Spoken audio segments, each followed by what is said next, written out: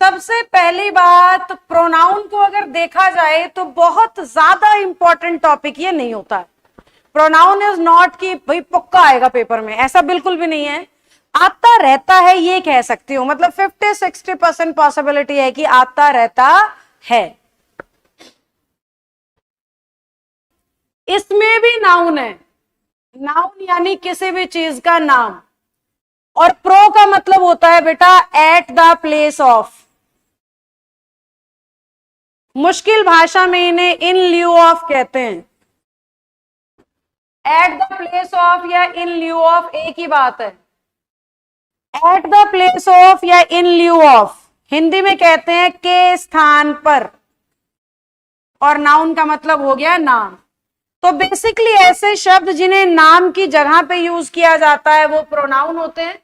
इन्हें नाम की जगह पे इसलिए यूज करते हैं ताकि नाउन को रिपीट ना करना पड़े। तो नाउन की रिपीटिशन को अवॉइड करने के लिए इंग्लिश में किन का यूज होता है? प्रोनाउन का। जहां जहां भी हम नाउन के रिपीटिशन को अवॉइड करना चाहते हैं, हर उस जगह पे इंग्लिश किसका यूज करेगी? प्रोनाउन का। आपका एग्जामिनर प्रोनाउन को पूछता है लगभग 12 तरीके से, यानी प्रोनाउन की 12 टाइप हैं जो आपने पढ़नी होती हैं। सबसे पहला हो गया पर्सनल।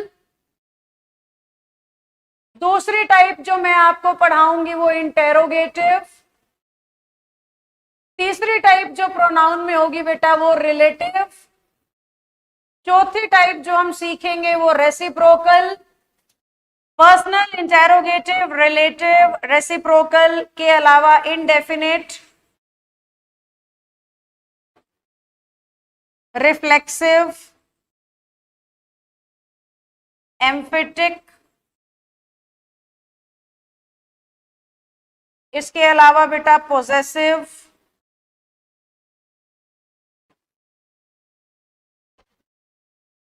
एक्सक्लेमेटरी,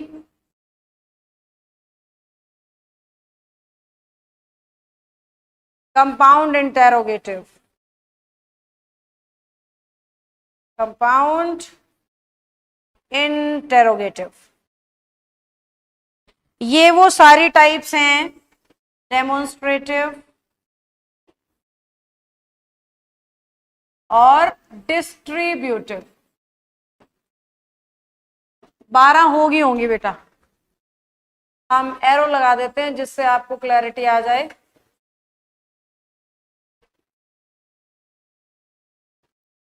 ठीक है, अब आप एरो गिनोगे तो ये 12 एरो हैं आपके।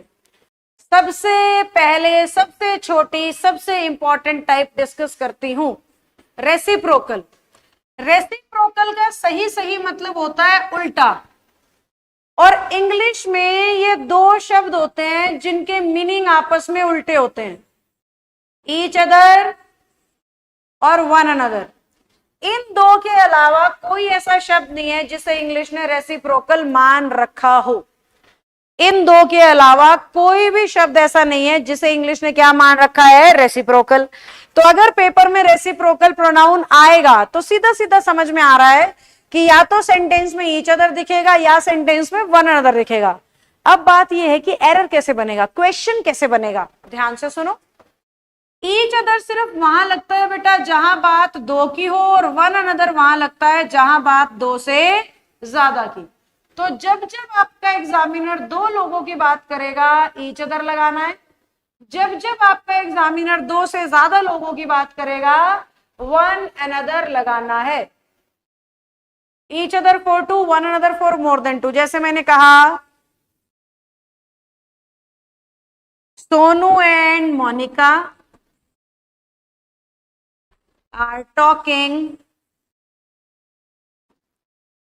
to one another. Sonu and Monica are talking to one another. बताओ क्या गलती है? सोनू और मोनिका दो ही लोग हैं और दो के लिए वन अनदर नहीं, क्या आता है? Each other. बस इतनी सी बात है। बोलो रेसिप्रोकल समझ आ गया? डिस्ट्रीब्यूशन का मतलब होता है बांटना, बंटवारा करना, चीजों को डिस्ट्रीब्यूट करना। तो इसमें 7 शब्द आते हैं। जैसे ईच शब्द बंटवारे के लिए आता है इंग्लिश में, नन शब्द बंटवारे के लिए आता है, एनी भी डिस्ट्रीब्यूशन दिखा देता है, ऑल डिस्ट्रीब्यूशन दिखा देता है, बोथ डिस्ट्रीब्यूशन दिखा देता है, बोथ के अलावा ईदर नीदर शब्द भी डिस्ट्रीब्यूशन दिखा देते हैं। ओके, ये सारे वर्ड्स इंग्लिश में डिस्ट्रीब्यूटिव प्रोनाउन कहलाते हैं। ये सारे वर्ड्स जो आपके सामने हैं ये क्या कहलाते हैं? डिस्ट्रीब्यूटिव प्रोनाउन कहलाते हैं। तो ईच हमें हर उस जगह पे यूज करना होता है जहां या तो बात दो लोगों की या दो से ज्यादा की, नन सिर्फ दो से ज्यादा के लिए, एनी सिर्फ दो से ज्यादा के लिए, ऑल सिर्फ दो से ज्यादा।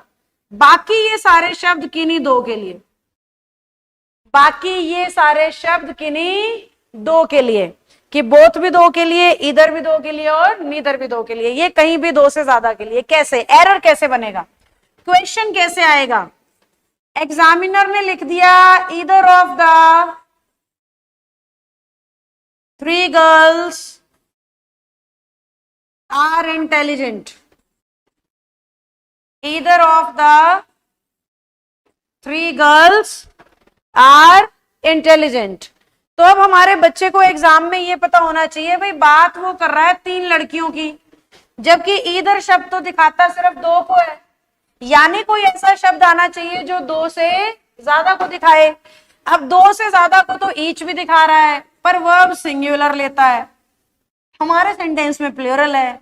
नन भी दो से ज्यादा को दिखा रहा है पर वर्ब सिंगुलर लेता है, हमारे सेंटेंस में प्लूरल है। दो से ज्यादा को दिखाता है और वर्ब सिंगुलर लेता है और हमारे सेंटेंस में तो प्लूरल है। ऑल दो से ज्यादा को भी दिखाता है और वर्ब भी प्लूरल लगाता है, ये तीनों भी वर्ब सिंगुलर लेते हैं। सिर्फ इनमें से ऑल ऐसा नहीं, बोथ भी प्लूरल लेता है, बोथ के साथ वर्ब प्लूरल, क्योंकि दोनों की बात करता है ना, इधर नीदर वर्ब सिंगुलर लेते हैं। बेटा सेंस को समझो, सेंस क्या कह रही है? ईच बहुतों में से एक, तो दिखा तो बहुतों को रहा है ना, पर बात एक ही कर रहा है इसलिए वर्ब सिंगुलर। नन कईयों में से एक भी नहीं, एक भी नहीं इसलिए सिंगुलर हो गया। एनी कईयों में से कोई एक, तो दिखाता कईयों को है पर बात एक की करता है इसलिए वर्ब सिंगुलर हो जाती है। ऑल दिखाता भी कईयों को है और बात भी कईयों की करता है, इसलिए दो से ज्यादा के लिए और प्लूरल के लिए लग रहा है। आइदर का मतलब दो में से कोई एक, नीदर का मतलब दो में से कोई भी नहीं, और बोथ का मतलब दोनों, तो इस हिसाब से वर्ब लग रही हैं। अब यहाँ सारी मतलब तीन लड़कियां हैं तो इधर की जगह क्या लगा सकते हैं फिलहाल? ऑल। देखो हाँ आंसर सही दे रहे हो। शायद बेटा नहीं लगा पाऊंगी ईच, क्योंकि आर लिखा है और ईच को वर्ब सिंगुलर चाहिए होती है। ईच जहां भी लगाओगे उसको वर्ब चाहिए सिंगुलर। बताओ फटाफट, क्लैरिटी आई हो तो डालो थम्स अप। वैसे एक बात बताती हूँ मैं आपको, डिस्ट्रीब्यूटिव के ना ब्लैंक ज्यादा आते हैं, एरर कम आते हैं, ब्लैंक ज्यादा मिलते हैं। क्यों? क्योंकि ब्लैंक में वो ऑप्शन ऐसे सेट कर सकता है कि आप कोई एक चुन सको, नहीं तो ज्यादातर दो एक जैसों को दिखा रहे हैं। डेमोन्स्ट्रेटिव का मतलब होता है पॉइंट आउट करना, किसी की तरफ इशारा करते हुए उसके बारे में कुछ कहना।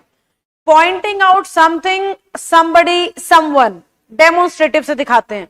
और पॉइंट आउट करने के लिए इंग्लिश में चार शब्द आते हैं, दिस, दैट, दीज और दोस।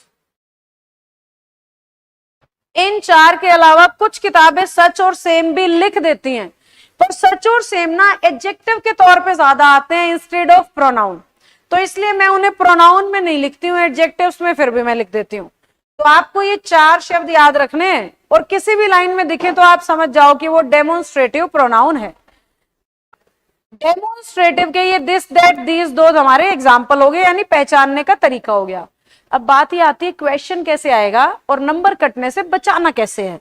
तो क्वेश्चन बनता है कॉन्सेप्ट पे, और कॉन्सेप्ट कहता है दिस सिंगुलर को दिखा सकता है और उस चीज को जो आपके पास है। दैट सिंगुलर को दिखा सकता है पर आपसे दूर होनी चाहिए वो चीज। दीज प्लूरल को दिखाता है पर चीज पास होनी चाहिए। दोज प्लूरल को दिखाता है पर चीज दूर होनी चाहिए। एक तरीके से दिस का प्लूरल दीज होता है और दैट का प्लूरल दोज होता है।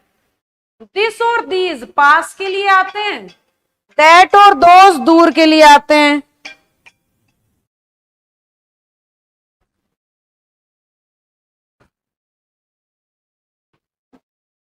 दिस हमारा पास के लिए आता है, दैट दूर के लिए, दीज पास के लिए, दोज दूर के लिए। दीज प्लूरल होता है, दोज भी प्लूरल होता है, दिस और दैट सिंगुलर होते हैं। अब क्वेश्चन कैसे बनेगा, पहले तो कॉन्सेप्ट को और अच्छे से समझ लो। सपोज एक इंसान तो यहां पे है और एक यहां पे। अब मैं अपने लिए बात कर रही हूं, तो मेरे ज्यादा नजदीक ये है और दूर ये है, तो मैं इसको तो कहूंगी दिस और इसे मैं कहूंगी दैट। अगर अब ये दो दो लोग हो जाएं तो मैं इन दोनों को तो कहूंगी दीज और इन दोनों को कहूंगी दोज। ये है कॉन्सेप्ट। जो आपके पास वो दिस और दीज, जो आपके दूर वो दैट और दोज। सिंगुलर है तो दिस दैट और प्लूरल है तो दीज और दोज। ये कॉन्सेप्ट हमें याद रखना है। अब क्वेश्चन कैसे बनता है, क्वेश्चन बन गया दिस बुक्स आर एक्सपेंसिव। आपके हिसाब से क्या गलती हो रही है, तो हमें दिस को दीज बनाना है। ये है साधारण सिंपल एरर।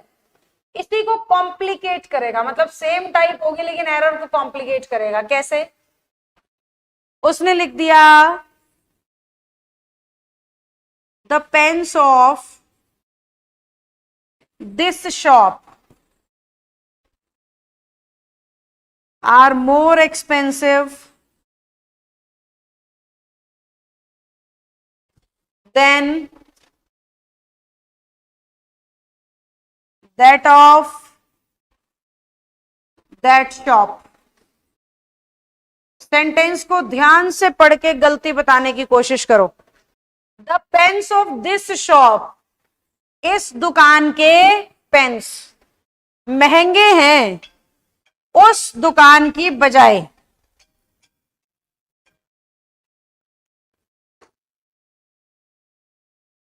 इस दुकान के पेन उस दुकान की पेन की बजाय महंगे हैं। तो आपको ध्यान दो, इस दुकान के क्या हैं, पेन्स, तो उस दुकान के भी तो क्या होंगे, पेन्स। इस दुकान के पेन्स की तुलना उस दुकान के पेन्स से ही तो होगी ना। और जब पेन्स प्लूरल है तो दैट थोड़ी लग सकता है, पेन्स के लिए क्या लगना चाहिए, दोज, क्योंकि दैट तो सिंगुलर होता है और दोज इंग्लिश में प्लूरल होता है। जल्दी बताओ, था ना कॉम्प्लिकेटेड। इसीलिए ये एरर टफ है, इसीलिए ये क्वेश्चन कंफ्यूजिंग है। उसने कहा the students of this class are more intelligent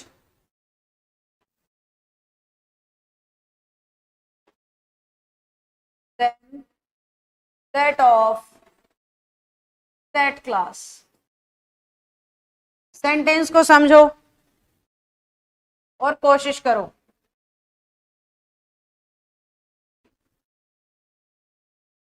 Both the girls are intelligent. Both the girls are intelligent, but this is more intelligent than those।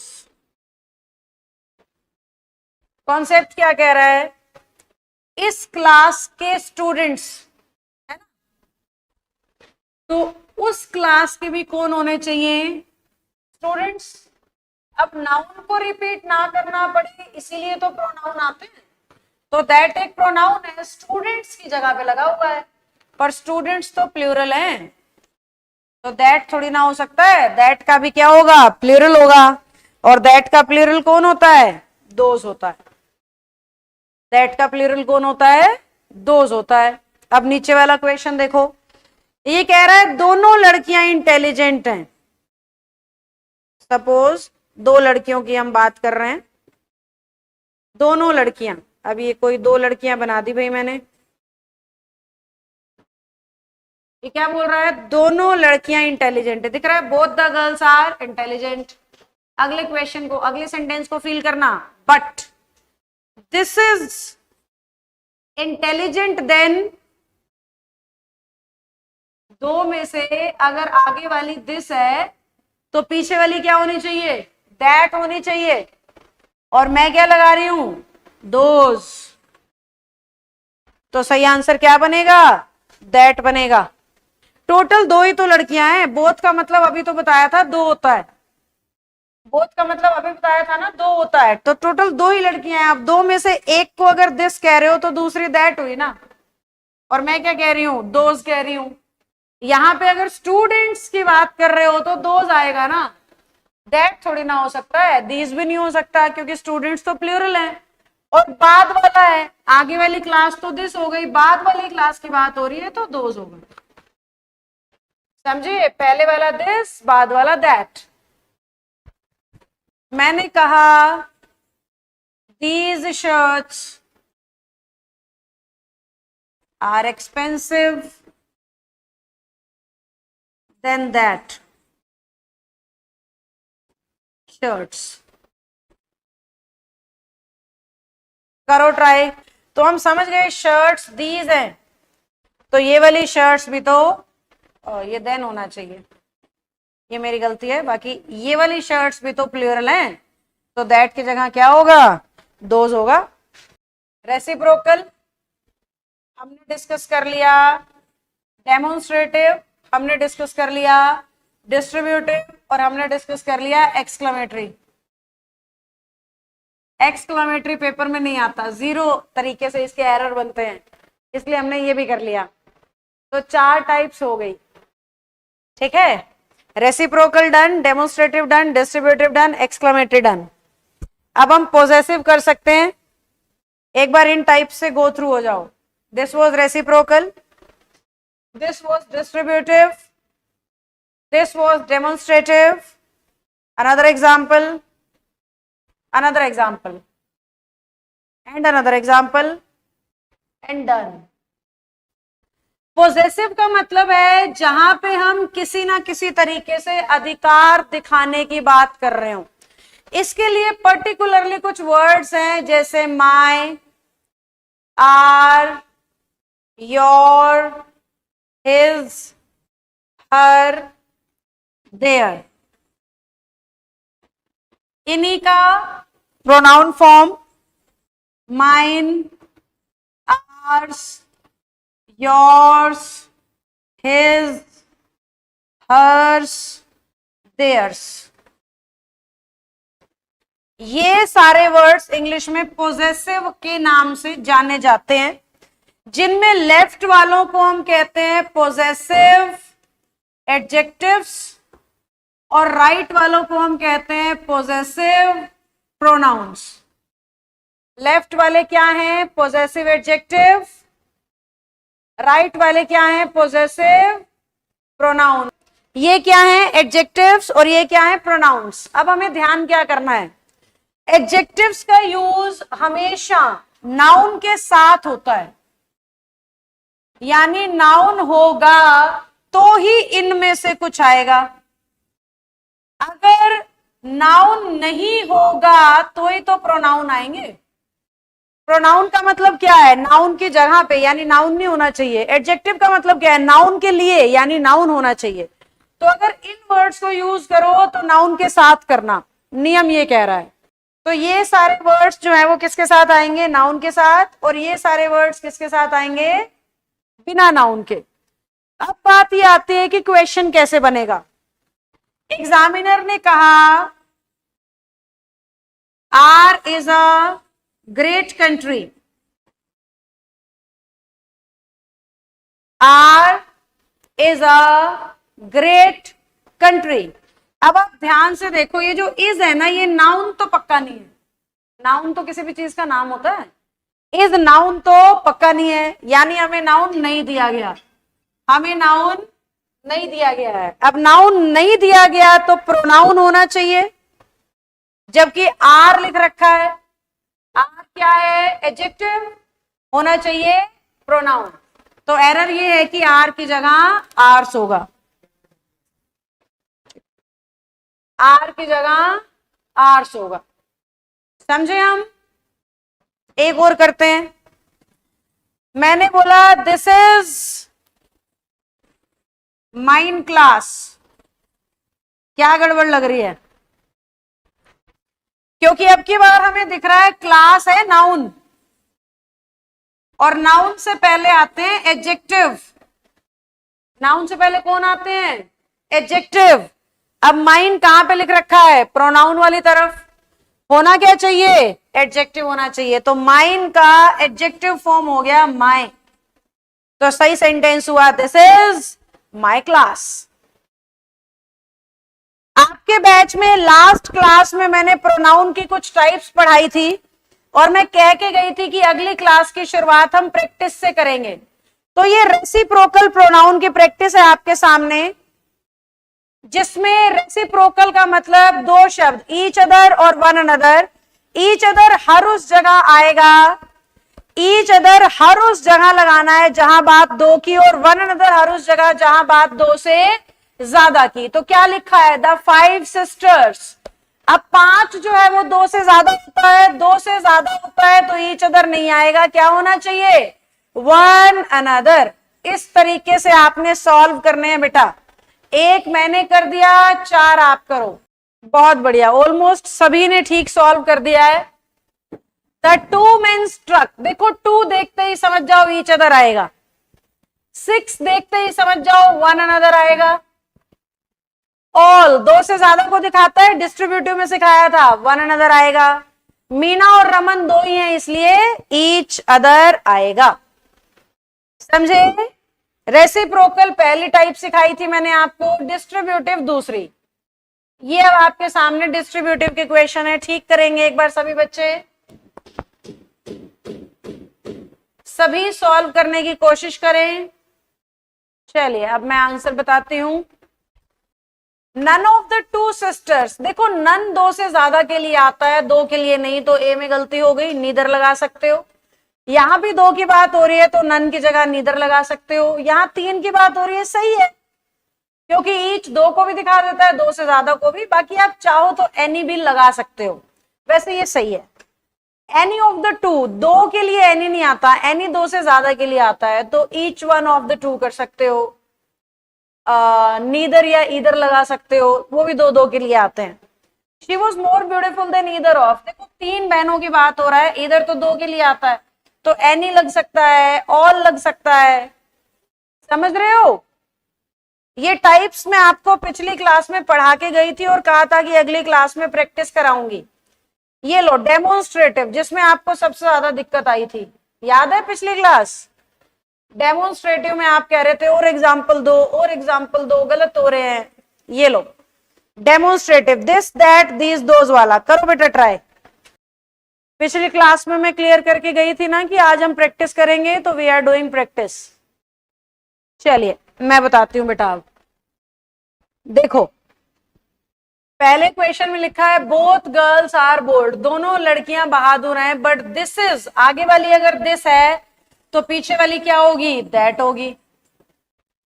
These kinds of होना चाहिए, these kinds of books are authentic, बाकी ये ठीक है, kinds of होगा तो पूरा ठीक है। ये द रोड्स, रोड है कांकर बाग के, are wider than those of Rajendra Nagar होना चाहिए। वाइडर देन के बाद यहां क्या होना चाहिए? Those of. क्यों होना चाहिए मैम दोज ऑफ? क्योंकि रोड्स की तो बात हो रही है ना, राजेंद्र नगर के भी रोड्स, तो रोड तो रिपीट कर नहीं सकते, नाउन तो रिपीट कर नहीं सकते, इसलिए रोड्स प्लूरल है तो दोज लगा दिया। Alcohol and tobacco are both injurious, this perhaps less injurious, देखो आगे वाला दिस है तो पीछे वाला दैट होगा, क्योंकि टोटल 2 ही तो चीजें हैं। अगर ये दिस है तो ये दैट होगा।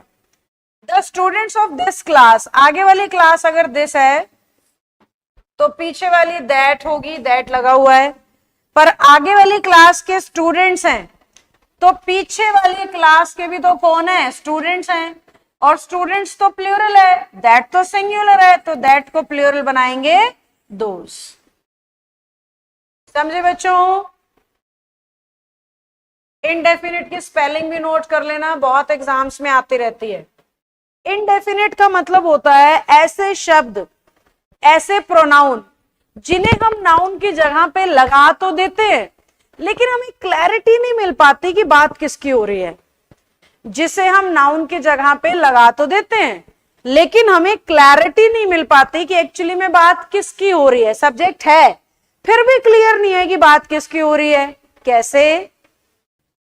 तो हमें ना क्लैरिटी नहीं होती। कैसे? सपोज आप बस में सफर कर रहे हो, जब आप बस से उतरे तो आपका पर्स चोरी हो गया, घर जाके मम्मी को क्या बताओगे? किसी ने मेरा पर्स चुरा लिया। तो काम को करने वाला कोई तो है पर मुझे नहीं पता वो कौन है। इसे इंडेफिनिट कहते हैं। किसी ने मुझे पीछे से थप्पड़ मारा, किसी ने मेरे बैग से पेन निकाल लिया, किसी ने ये खा लिया, किसी ने वो चुरा लिया। ऐसे ऐसे सेंटेंसेस। कोई आया था आपसे मिलने, कोई आया था। तो ये शब्द होते हैं इंडेफिनिट, जिन्हें हम नाउन की जगह लगा देते हैं लेकिन फिर भी हमें पता नहीं लगता एक्चुअली में बात किसकी हो रही थी। ऐसे 13 शब्द हैं इंग्लिश में। ऐसे कितने वर्ड्स हैं? 13। वन, समवन, सेकेंड, somebody, सारे लिख रही हूं बेटा ताकि ये शब्द देखते ही आप समझ जाओ। No one, nobody, anyone, anybody, everyone, everybody, या फिर something, nothing, anything,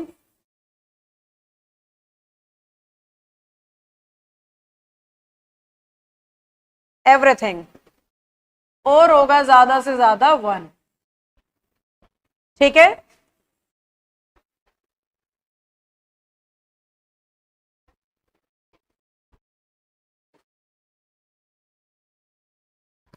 ये लो, एक बार सभी बच्चे इन वर्ड्स को कमेंट सेक्शन में लिखो, क्योंकि जब तक वर्ड्स याद नहीं होंगे रूल अप्लाई नहीं कर पाओगे। चलो, ये शब्द जहां भी आते हैं इनके लिए पोजेसिव प्रोनाउन हिज लगता है। ये शब्द जहां भी आते हैं इनका पोजेसिव प्रोनाउन इट्स लगता है, और ये जहां भी आएंगे इसके लिए वंस लगेगा। क्यों?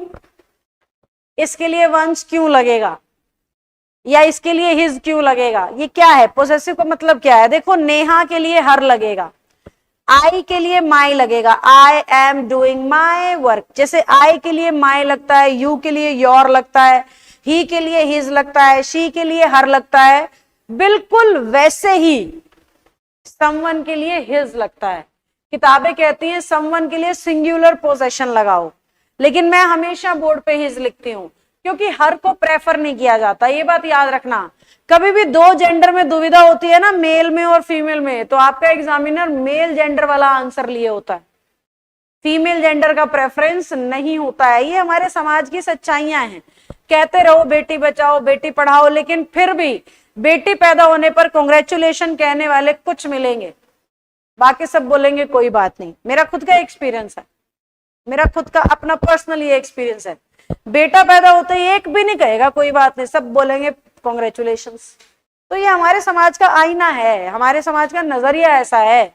बातों में और ट्रकों के पीछे लिखने से नहीं होता है बेटी बचाओ बेटी पढ़ाओ, उसको हकीकत में मानना भी पड़ता है। और ठीक है, समाज एकदम से नहीं बदलता, समय लगता है। इसीलिए आपका एग्जामिनर भी हर को नहीं हिज को प्रेफर करता है, और समथिंग एनीथिंग नथिंग में इट्स को करता है, और वन के लिए वंस को करता है। कैसे? मैंने कहा everyone should do one's duties. Everyone should do one's duties. कोई बात नहीं मुस्कान, दैट वाज नॉट टेस्ट बेटा। मुस्कान को मजबूरी में दिया गया एक प्रैक्टिस शीट था, क्योंकि मैं एकदम से क्लास में आ नहीं पा रही थी, ठीक है, सिर्फ इसलिए दिया गया था। नाउन का टेस्ट मैं ऑफिशियली अनाउंस करूंगी फिर होगा, वो मजबूरी में दिया गया था। यस आशी, 90% महिलाओं का मिलेगा बेटा, आपका और मेरा नहीं, ये फैक्ट है, समाज ऐसा ही है फिलहाल भी, इसीलिए एजुकेशन नियम कानून इतने तेजी से बदले जा रहे हैं। चलो, तो एवरीवन शुड डू, एवरीवन देखते ही हमें वंस नहीं क्या लगाना है, हिज लगाना है। एवरीवन देखते ही क्या लगाएंगे, हिज लगाएंगे, वंस नहीं लगाएंगे। अब देखो, अगर मैं इसका रिवर्स लिखूं, ऑलमोस्ट सेम क्वेश्चन लिखूंगी हल्का सा बदल के, everyone should do his duty, तो अब आपको क्या करना चाहिए बताओ, ऐसे ही पेपर में आता है बेटा, ये शब्द देखते ही आपको केस पहचान में आ जाएगा, और केस पहचान में आते ही रूल से सॉल्व हो जाएगा। इंटेरोगेटिव कहते हैं हर उस WH फैमिली वर्ड को जो क्वेश्चन मार्क के साथ आए। इंटेरोगेटिव प्रोनाउन हर उस WH फैमिली वर्ड को कहते हैं जो क्वेश्चन मार्क के साथ आता है। हर वो शब्द जो WH फैमिली से बिलोंग करता है, हर वो शब्द जो WH फैमिली से बिलोंग करता है, यानी what, why, when, how, where, अगर ये क्वेश्चन मार्क के साथ आए तो वही WH को इंग्लिश कहती है इंटेरोगेटिव प्रोनाउन। अब कहती क्यों है वो बता देती हूं। देखो, मैंने कहा what is your name, suppose आप में से किसी ने मुझसे पूछा व्हाट इज योर नेम, मैं बोलूंगी नेहा इज माई नेम, या माई नेम इज नेहा, कैसे भी आप कर लो। तो ये जो व्हाट है ना, ये किसकी जगह बैठा था, मेरे नाम की जगह, और मेरा नाम यानी नाउन।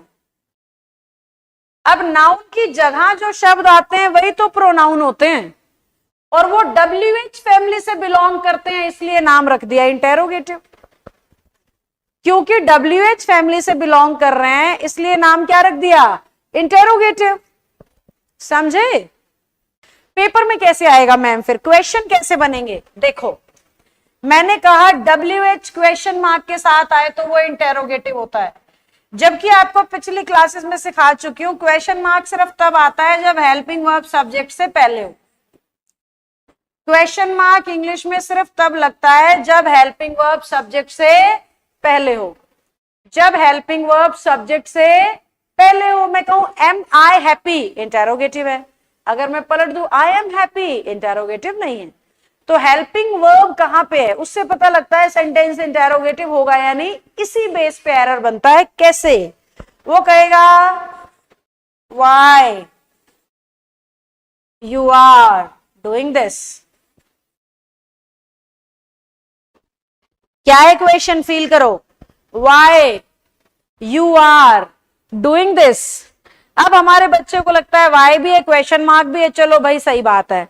लेकिन ध्यान से देखो, क्वेश्चन मार्क तो तब आता है ना जब हेल्पिंग वर्ब सब्जेक्ट से पहले हो, और फिलहाल जो हेल्पिंग वर्ब आपको दिख रही है वो सब्जेक्ट के बाद है। तो आपको हेल्पिंग वर्ब को सब्जेक्ट से पहले लाना पड़ेगा। आपको हेल्पिंग वर्ब को सब्जेक्ट से पहले लाना पड़ेगा, तो ही ये सेंटेंस सही होगा। यानी कि सही सेंटेंस बनेगा why are you doing this. क्या बनेगा सही? Why are you doing this instead of why you are doing this. समझे? इस तरीके से पेपर में इंटेरोगेटिव का एरर आएगा। इसके अलावा कोई तरीका नहीं है पेपर में क्वेश्चन आए। बड़ी छोटी और आसान सी टाइप्स। आज का हमारा तीसरा टारगेट, कहा था ना आज हम ये 3 टाइप भी पूरी कर लें प्रैक्टिस के साथ तो बहुत है। Compound interrogative. अब इंटेरोगेटिव से हमें ये तो समझ में आ गया है कि कोई ना कोई WH होगा। कंपाउंड का मतलब होता है जुड़ना। तो कंपाउंड इंटेरोगेटिव उसे कहते हैं जब WH किसी और शब्द से जुड़ जाता है, जैसे whoever, जैसे whomever, जैसे whatever। जब भी WH ever से जुड़ता है कंपाउंड इंटेरोगेटिव कहलाता है। देखो, however शब्द सुना होगा, wherever शब्द सुना होगा, है ना बच्चों। ये सारे के सारे कंपाउंड इंटेरोगेटिव के एग्जाम्पल हैं, क्योंकि इसमें इंटेरोगेटिव कंपाउंड हो जाता है, जुड़ जाता है एवर के साथ। अब बात ये आती है कि पेपर में कैसे आएगा मैम, ध्यान से मेरी बात सुनो। एवर ना किसी भी WH से जुड़ सकता है सिवाय हु और हुम के। स्पोकन में बहुत गलत यूज करते हैं इस चीज को। एवर ना किसी भी WH से जुड़ सकता है सिवाय हु और हुम के। इंग्लिश कहती है अगर हु और हुम के साथ एवर जोड़ना है ना तो बीच में सो लिखना पड़ेगा आपको, नहीं तो वो गलत है। यानी आपका एग्जामिनर कहेगा हु एवर, आपने कहना है हु सो एवर होना चाहिए। एग्जामिनर कहेगा हुम एवर, आपने कहना है हुम सो एवर होना चाहिए। समझे बेटा मेरी बात को। तो इन शब्दों को देखना है, हु और हुम को याद रखना है, कभी भी इन्हें बिना सो के नहीं लगाना है, ठीक है। अभी पढ़ाया था इंडेफिनेट कुछ सेकंड मिनट पहले ही। बहुत से लोग बोलते हैं हुएवर, स्पोकन में सब चलता है, रिटन में रूल होने चाहिए, नहीं तो नंबर नहीं आते। चलो सारे बताती हूं। एवरीबडी शुड डू, एवरीबडी की वजह से हिज होना चाहिए, एवरीवन की वजह से हिज होना चाहिए, anybody can do their, anybody है तो हिज हेल्थ होगा, एनीवन कैन डू दिस, इसमें कोई एरर ही नहीं है, सारा ठीक है। पोजेशन है ही नहीं तो इंप्रूव क्या करें। नो वन के साथ पोजेशन देयर लिख रखा है, जबकि होना क्या चाहिए, हिज होना चाहिए। बस इतना ही था, समझे। अब इंटेरोगेटिव की एक्सरसाइज और दिखा देती हूं, बाकी करेंगे कल। चलो सारों ने ठीक ही जवाब दिया है। व्हाट यू आर लिखा है और लास्ट में फुल स्टॉप है, तो सुधारने की जरूरत नहीं है, क्योंकि सब्जेक्ट के बाद जब हेल्पिंग वर्ब होती है तो वो इंटेरोगेटिव नहीं होता, वो सिंपल ही होता है, तो ये सही है। वी कुड नॉट नो, देखो यहां क्या कर रहा है, वाई वॉज ही लिख रहा है और लास्ट में फुल स्टॉप लगा रहा है, जबकि अगर आपकी हेल्पिंग वर्ब सब्जेक्ट से पहले होती है तो वो इंटेरोगेटिव होता है। फुल स्टॉप तो तब लगेगा ना जब सब्जेक्ट आगे होगा और हेल्पिंग वर्ब पीछे, तो शी आगे ले आओ और वॉज पीछे ले जाओ तो फुल स्टॉप सही हो जाएगा। अब आप कहोगे मैम क्वेश्चन मार्क भी तो लगा सकते थे वॉज शी को देख के, नहीं, पंचुएशन के नंबर नहीं आते आपके पेपर में। ऐसे तो मैं यहाँ पे भी फिर कह सकती थी कि क्वेश्चन मार्क लगाते हैं, आर यू करते हैं, नहीं, यू आर है, फुल स्टॉप है, सही है, पर यहाँ पे वॉज शी है और फुल स्टॉप है, जबकि फुल स्टॉप तो तब आएगा जब सब्जेक्ट के बाद हेल्पिंग वर्ब है। तो साइन ठीक करने के, पंचुएशन के नंबर हमारे पेपर में नहीं आते, इसलिए हमें स्ट्रक्चर सुधारना पड़ता है। हमेशा याद रखना ये बात, कभी भी पंचुएशन एरर के मार्क्स नहीं देती ना SSC ना हरियाणा में तो पंचुएशन एरर अलग से आते हैं, एरर के अंदर कभी पंचुएशन के मार्क्स नहीं होते, ठीक है। तो इसलिए हम स्ट्रक्चर को सुधारेंगे और शी वॉज करेंगे, जिससे कि फुल स्टॉप ठीक हो जाए, है ना बच्चों। बहुत बारीक एरर बनता है इसका और बच्चों से चूक हो ही जाती है पेपर में, आसान टाइप है फिर भी गलती होती है, बेसिकली ये बात कह रही हूं मैं। अगर सब्जेक्ट के बाद हेल्पिंग वर्ब दिखे तो फुल स्टॉप और सब्जेक्ट के पहले दिखे तो क्वेश्चन मार्क, ये सिंपल फंडा पे इसके सारे एरर बनते हैं। अब ये दो आपसे ठीक होंगे, ट्राई करो। अब आप समझ गए क्या करना है, ये लो, ये दो ट्राई करो, फिर फ्री करूंगी मैं आपको। The policeman was, question mark लगा है, क्वेश्चन मार्क तो तब आता है जब हेल्पिंग वर्ब सब्जेक्ट से पहले हो, यानी वाई वॉज द पुलिसमैन। अब एक आधा कंफ्यूज हो जाएगा, ये वाई वॉज द पुलिसमैन ये होना चाहिए। Where did the train stop, देखो ट्रेन से पहले ये डिड और क्वेश्चन मार्क भी लगा हुआ है, नो एरर, करेक्ट। ये गलत था, ये सही था, समझ गए। अब तो हो गया, चलिए let's start now. Are you all ready, say yes और नो।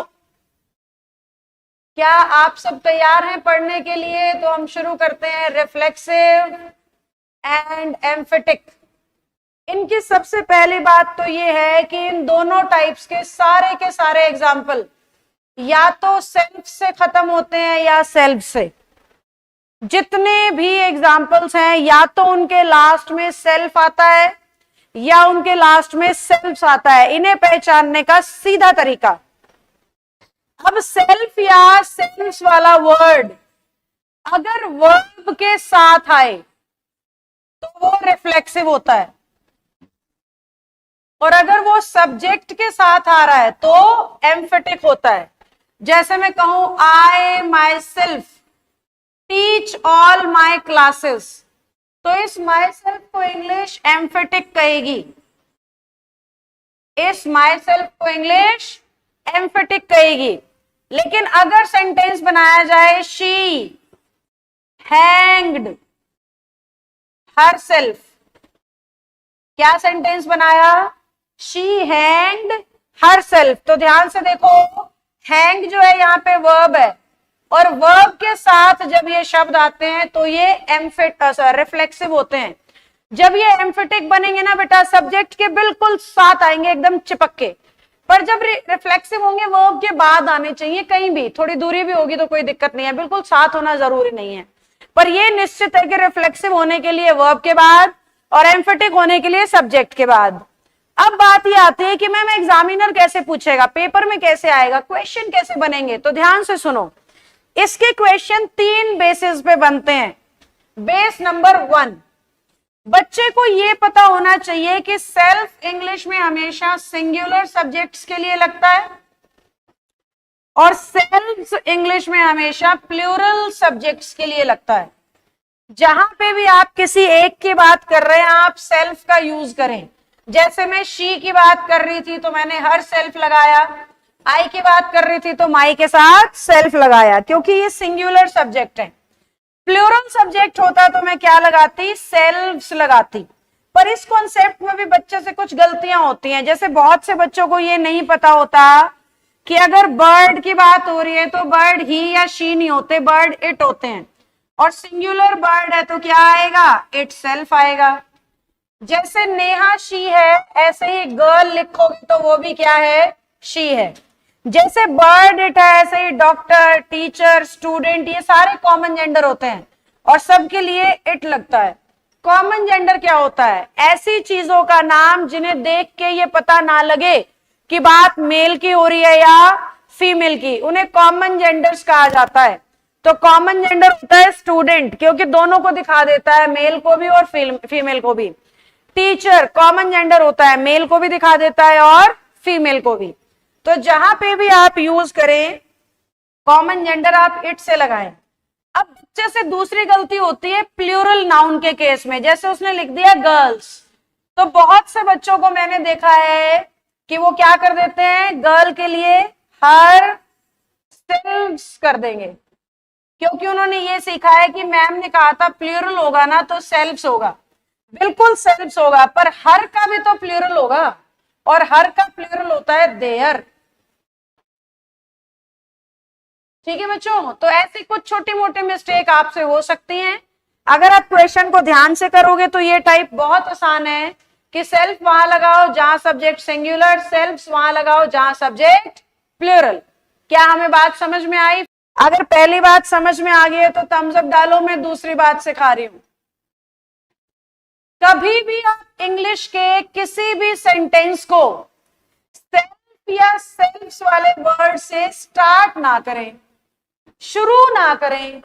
ये एक ऐसी चीज है जो आपको खूब खूब सुनने को मिलेगी। लोग बोलते हैं, अपने आप को इंट्रोड्यूस करते हुए कहते हैं माई सेल्फ से अपना इंट्रोडक्शन शुरू करते हैं, जबकि ग्रामेटिकली ट्रेडिशनली नियम क्या कह रहा है कि इन शब्दों को सेंटेंस के शुरुआत में कभी भी मत लगाओ। क्यों मत लगाओ, क्या कारण है, गलत क्यों है?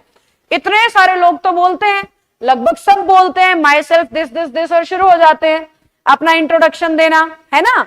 तो गलत क्यों है मैम? ये मतलब ग्रामर इतनी हटके क्यों है, ग्रामर इतनी अलग क्यों है? ग्रामर तो सेम है बेटा सबके लिए, और कोई इन नियमों को बदल नहीं सकता। लेकिन जब हम इंग्लिश बोलते हैं ना तो वहां पे रूल को ध्यान रखे बिना बोलते हैं, क्योंकि इंग्लिश बोलने का मतलब फ्लुएंसी से कनेक्ट किया गया है, करेक्टनेस से नहीं। जबकि ग्रामर का फोकस सहीपन पर ज्यादा होता है, यानी ग्रामर को चाहिए कि सब कुछ ठीक अकॉर्डिंग टू द रूल। जबकि स्पोकन कहता है सामने वाले को समझ में आना चाहिए, एक आधा रूल ऊपर नीचे भी हो गया तो कोई बात नहीं, ठीक है। This is the difference. इसलिए आपको स्पोकन में बहुत बार माई सेल्फ से लोग इंट्रोडक्शन देते हुए दिखाई देंगे, पर मैंने तो आपको एग्जाम के लिए तैयार करना है, कॉम्पिटिटिव रिटन एग्जाम के लिए, तो वहां पे आपको ये याद रखना पड़ेगा कि सेल्फ या सेल्फ वाले वर्ड से सेंटेंस कभी भी शुरू नहीं होता। और इसका कारण अभी तो सिखाया 2 मिनट पहले कि रिफ्लेक्सिव ये तब होते हैं जब ये वर्ब के बाद हो, एम्फेटिक ये तब होते हैं जब ये सब्जेक्ट के बाद हो। तो अगर हम उन्हें लाइन के शुरू में लगा देते हैं ना, तो ना तो ये वर्ब के बाद रहते ना सब्जेक्ट के बाद, जिस वजह से इनका कोई अर्थ ही नहीं निकलता। क्योंकि ग्रामर कहती है सेल्फ या सेल्फ वाला वर्ड रिफ्लेक्सिव और एम्फेटिक में से कुछ होना चाहिए। रिफ्लेक्सिव होने के लिए वर्ब के बाद होना चाहिए, एम्फेटिक होने के लिए सब्जेक्ट के साथ होना चाहिए। अगर इन दोनों के अलावा कहीं भी लगाओगे तो ग्रामर के नियम के अनुसार वो गलत है। तो फ्रेंकली और स्ट्रेटली अगर मैं कहूं तो आप जब इंग्लिश बोल रहे हैं और माई सेल्फ बोल रहे हैं तो ग्रामर के हिसाब से तो वो भी गलत है, पर क्योंकि ज्यादातर लोग बोल रहे हैं और सबको समझ में आ रहा है इसलिए ये चीज चलती जा रही है। पर एग्जाम में या रिटन में अगर कभी भी आपको माई सेल्फ से सेंटेंस शुरू होता दिखेगा तो पक्का एरर वहीं पे है। माई सेल्फ नहीं, हर सेल्फ, हिमसेल्फ, किसी से भी गलत है वो। आपको सब्जेक्ट लिखना पड़ेगा, सब्जेक्ट की जगह रिफ्लेक्शन नहीं लिख सकते हो आप, समझे। ये हमारा पॉइंट नंबर 2 है जहां से एरर बन सकता है। अब आ जाओ पॉइंट नंबर 3 जो सबसे ज्यादा एग्जाम में काम आएगा। सबसे ज्यादा क्वेश्चन आपको पेपर में मिलेंगे रिफ्लेक्सिव और एम्फेटिक के, यहां से, तो ध्यान से सुनना। पॉइंट नंबर 3 कहता है कि इंग्लिश में कुछ वर्ब्स हैं जैसे ask, allow, absent, enjoy, present. जो पीडीएफ मैंने आपको दी है ना उसमें ये लिखे हुए हैं। Abstain, restrain, refrain, permit, avail, acquit. Good.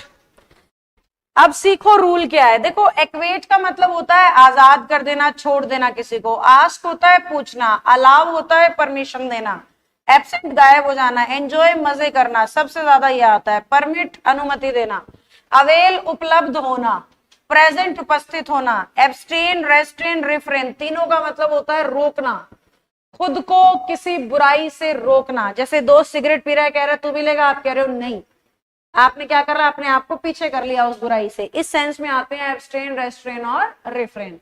अब ध्यान से देखो, आस्क के ऊपर एक्वेट, ACQUIT, आजाद कर देना, छोड़ देना, ACQUIT, एक्वेट, बरी करना कहते हैं शुद्ध हिंदी में।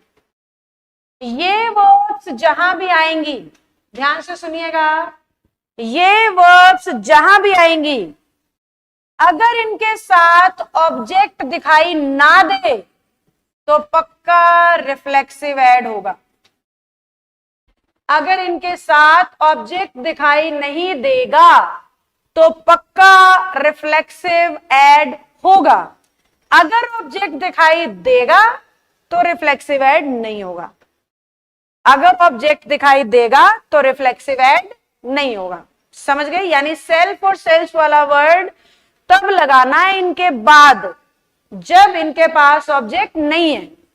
अगर इनके पास अपना ऑब्जेक्ट है तो सेल्फ और सेल्फ वाला वर्ड नहीं आएगा। एक बात।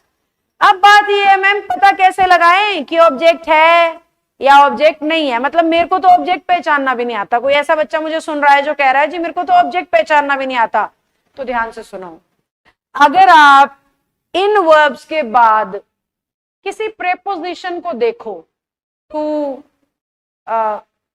Eight, in, on, by, behind, beside, for, after, before, सारे के सारे ये प्रेपोजिशन है। अगर इनके बाद में प्रेपोजिशन आ गई ना, यानी कि ऑब्जेक्ट नहीं है। जब ये वर्ब ऑब्जेक्ट लेती हैं तो प्रेपोजिशन नहीं लेती। जब ये वर्ब अपना ऑब्जेक्ट रखती हैं तो ये प्रेपोजिशन को नहीं रखती। और अगर ये प्रेपोजिशन को रख रही हैं यानी इनके पास ऑब्जेक्ट नहीं है। समझे? अब बिल्कुल सीधी भाषा में बताऊंगी, ध्यान से सुनना। इन वर्ब्स के बाद अगर प्रेपोजिशन है तो रिफ्लेक्शन भी आएगा, अगर प्रेपोजिशन नहीं है तो रिफ्लेक्शन भी नहीं आएगा। प्रेपोजिशन है तो रिफ्लेक्शन भी है, प्रेपोजिशन नहीं तो रिफ्लेक्शन भी नहीं। कैसे? मैंने कहा आई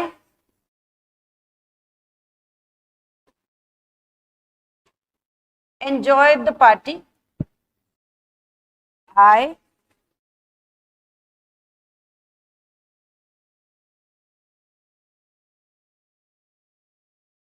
enjoyed in the party, I enjoyed the party, I enjoyed in the party। आप मुझे ये बताओ कहां पे रिफ्लेक्शन होना चाहिए और कहां पे नहीं होना चाहिए?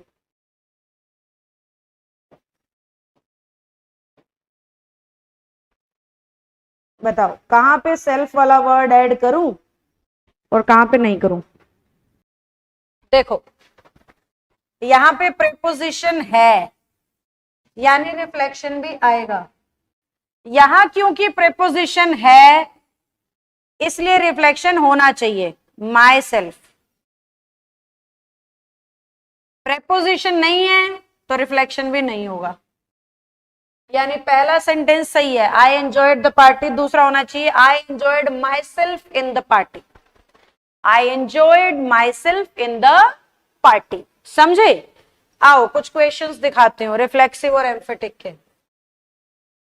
ये रहा, बताओ कहां पे सेल्फ वाला वर्ड हटेगा, कहां पे लगेगा?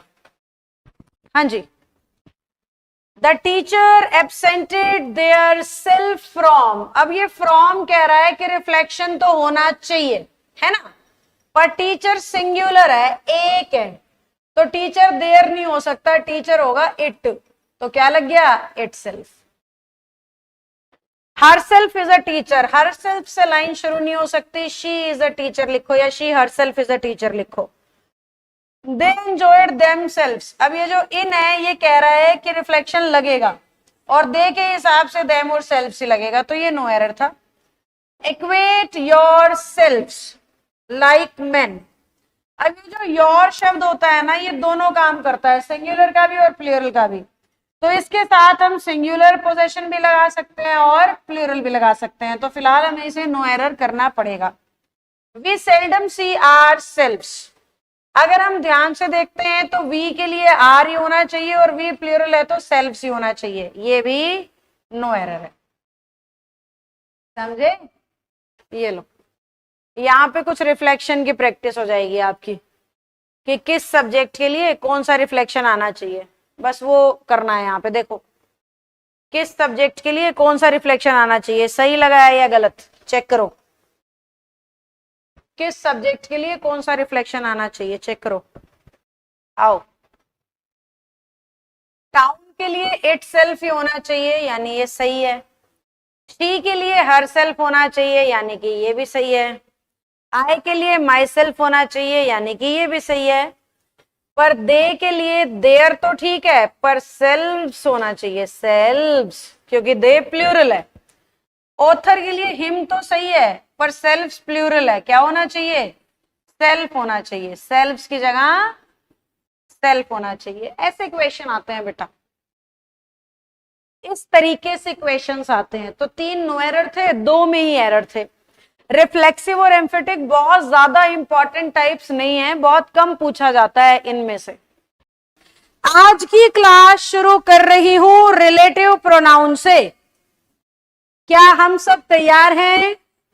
आइए, रिलेटिव का मतलब होता है ऐसे WH फैमिली वर्ड्स जो सेंटेंस के एक हिस्से को दूसरे हिस्से से जोड़ते हैं। जब WH फैमिली वर्ड क्वेश्चन पूछता है तो इंटेरोगेटिव होता है। अगर उसी WH फैमिली वर्ड को सेंटेंस के 2 हिस्से आपस में जोड़ने के लिए इस्तेमाल किया जा रहा हो तो वो रिलेटिव बन जाता है। अब हमारा एग्जामिनर, देखो मैं सेंटेंस लिखती हूं जैसे कि आई नो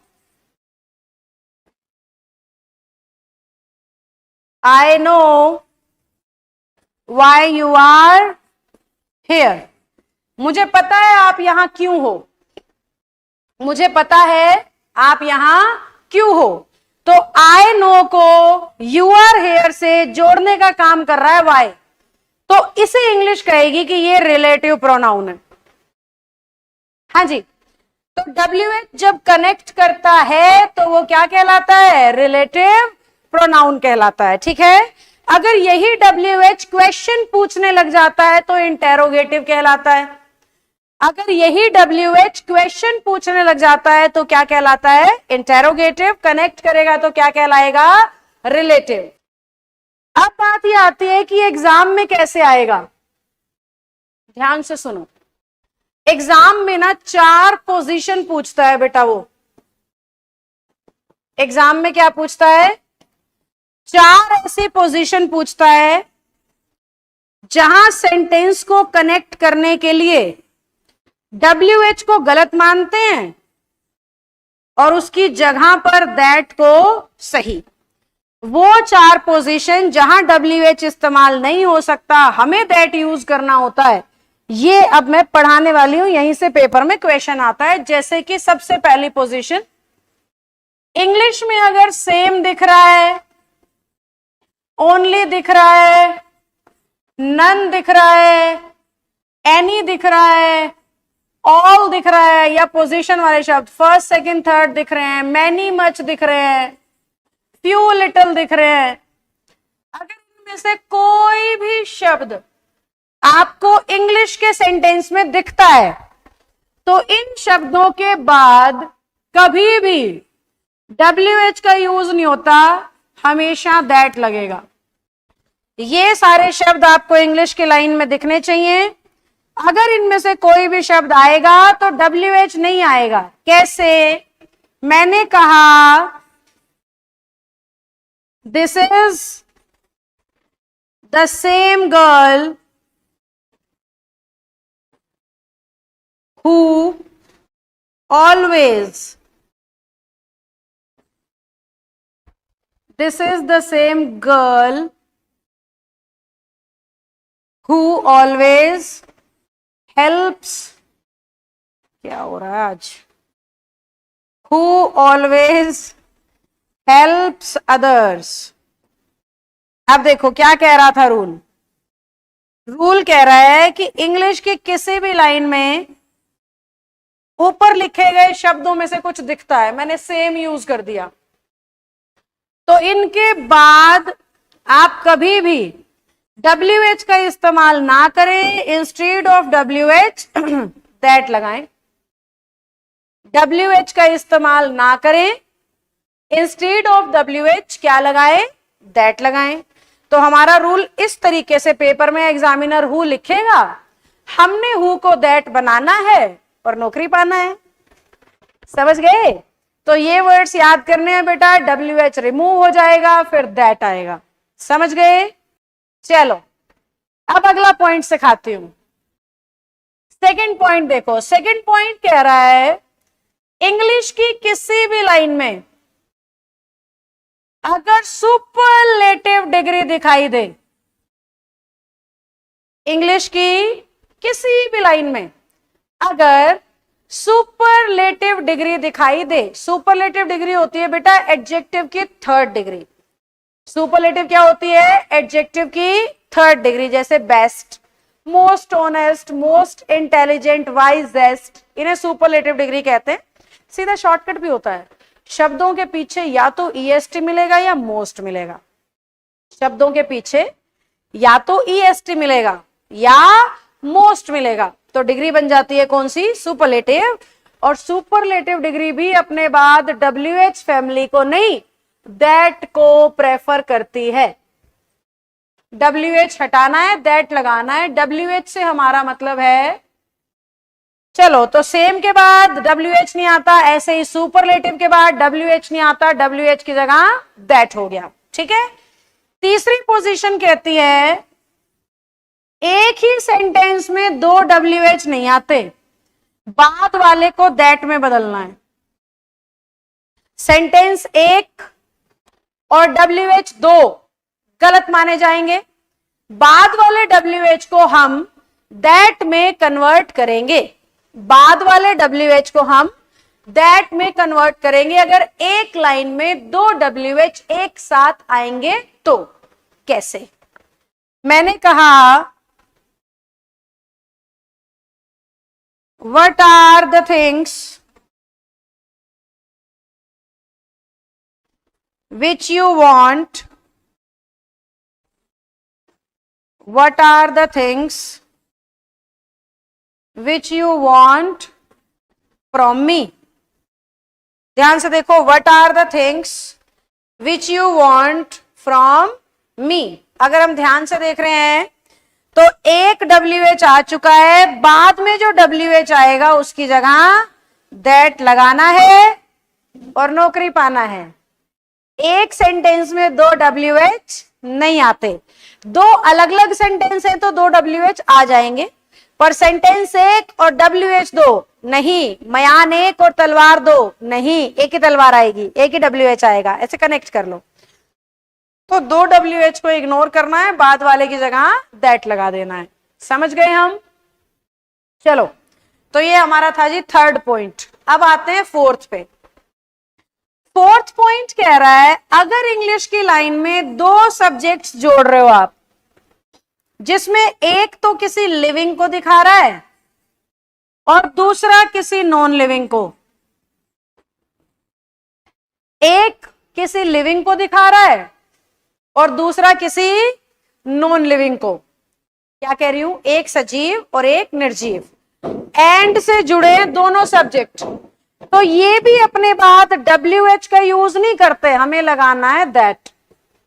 ये भी अपने बाद WH का यूज, आओ, एंड से एक लिविंग जुड़ गया और एक नॉन लिविंग। कैसे?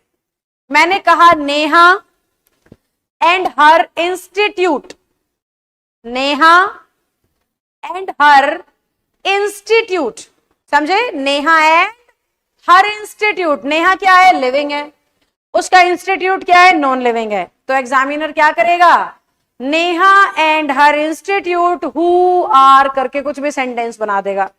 तो आपने कहना है भाई नेहा और इंस्टीट्यूट तो लिविंग नॉन लिविंग आपस में जुड़ गए, हु नहीं आ सकता, WH नहीं आ सकता, दैट बोलो। यानी Neha and her institute that, ना कि हु। एक लिविंग और एक नॉन लिविंग के साथ भी दैट आएगा, WH नहीं आएगा। बहुत बढ़िया। अब मैं आपको वो सुपरलेटिव वाला एग्जांपल दे देती हूं। मैंने कहा Rohan is the most honest boy who tells truth. Rohan सबसे ज्यादा ईमानदार है जो सच बोलता है। देखो अब ध्यान से, हमें मोस्ट या EST से ही पता लग जाता है कि डिग्री सुपरलेटिव है, और सुपरलेटिव डिग्री अपने बाद क्योंकि WH नहीं लेती तो हु की जगह क्या होना चाहिए? दैट होना चाहिए। हु की जगह क्या होना चाहिए? दैट होना चाहिए। Yes, most honest boy that. आओ थोड़ी सी कोरिलेटिव की प्रैक्टिस से पहले एक बात और सिखा दूं, पांचवा पॉइंट और सीख लो, फिर प्रैक्टिस करेंगे। सारे WH या दैट, सारे WH या दैट, हाँ जी, WH और दैट अपने बिल्कुल बाद में जो वर्ब लेते हैं ना, यहां जो सब्जेक्ट होता है उसके हिसाब से लेते हैं। WH फैमिली या दैट के बिल्कुल बाद जब भी वर्ब आती है उसके बिल्कुल पहले वाले सब्जेक्ट के हिसाब से आती है, उसके बिल्कुल पहले वाले सब्जेक्ट के हिसाब से आती है। कैसे? देखो यहां देख लो, इसमें देख लो, ये आपका हु है, रिलेटिव है। रिलेटिव से पहले कौन है? बॉय। बॉय कैसा है? सिंगुलर, इसीलिए तो यहां पे टेल्स लिख रही हूं, सिंगुलर वर्ब। वर्ब पे एस लगने से सिंगुलर होता है और नाउन पे एस लगने से प्लूरल होता है। तो बॉय सिंगुलर है और टेल्स भी सिंगुलर है। बॉय के हिसाब से आएगा, ना कि सेंटेंस के सब्जेक्ट के हिसाब से।